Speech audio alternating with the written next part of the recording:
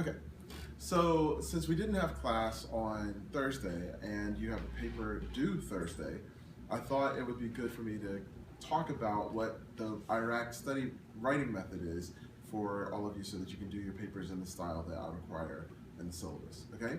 So, IRAC stands for issue, there's your issue,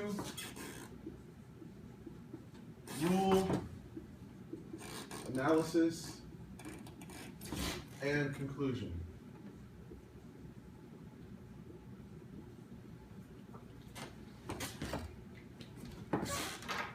Issue is, what are we talking about? Why are we talking about it? Okay? In other words, what's the problem? So in your papers, let me think. Try to think what we might have read. Let's just talk about what's interesting in the world right now, Kira. Black women and their hair in the military. Okay, black women and their hair in the military.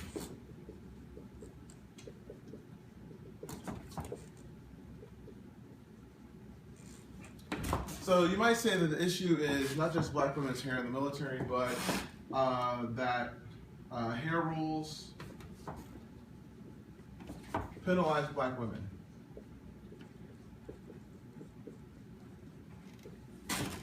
Because, if you aren't familiar with this, I think I put it up on your Moodle site already, but if you're not familiar, then things that black women often do when they have natural hair are forbidden by the military.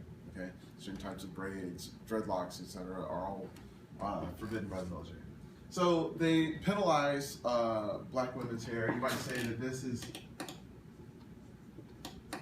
an example of racism in the normativity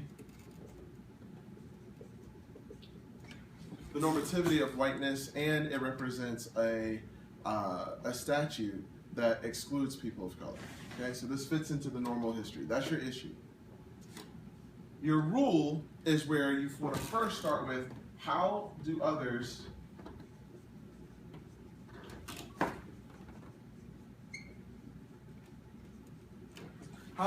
understand and think about the issue?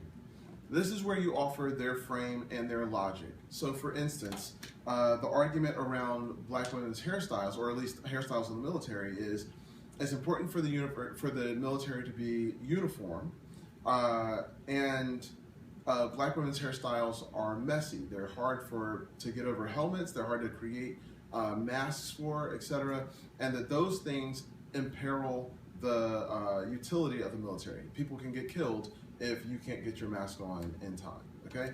So that's how others are understanding the issue. That's their frame. Then you offer your frame. You tell me how we should be thinking about this. So we should always think about access in terms of all the bodies, for instance.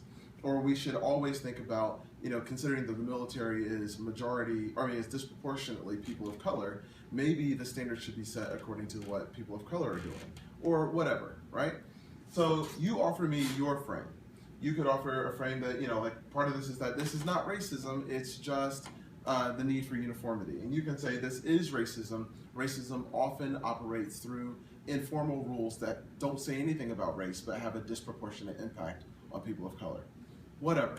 So you offer me your frame, and you tell me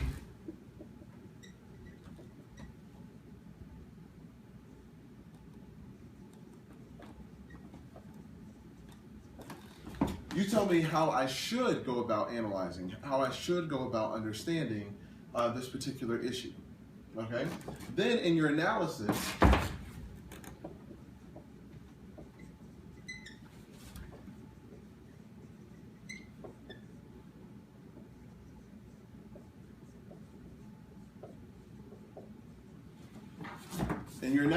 you use your frame to analyze the data.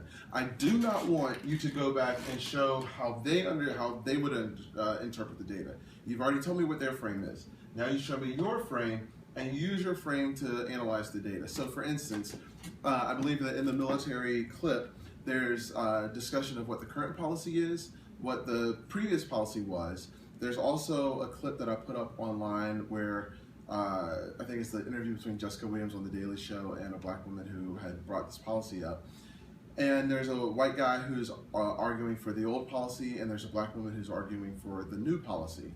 So you could analyze their statements, the way that they argue the issue, and demonstrate, hey, as I understand it, this is how you can get to a place where this is a racist argument, or you can get to the place where we need to do things differently. Whatever you come down with, what I want to see you do is articulate what your frame is, and then find data and analyze the data according to your frame.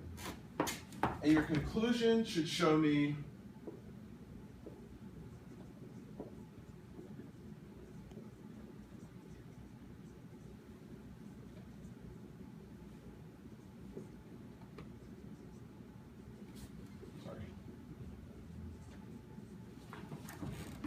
So I said use your frame, this is the rule. So use your rule to do the analysis. Then in the conclusion, you show me the benefits of your rule. So you might say, under the old rule, like under how others understand it, they were missing out on the fact that this hits black women in particular. Didn't hit black men, so they thought, oh, that's not affecting black people, because they didn't consider black women. You've offered an analytical frame based on intersectionality, or you've offered an analytical frame that recognizes how neutral principles actually work in racist fashion. And the benefit of that is it allows you to see the problems with this particular issue, or how this is racist, from a new perspective. Okay? You're able to get more out of your analysis than we could get with the other rule. That's the IRAC method.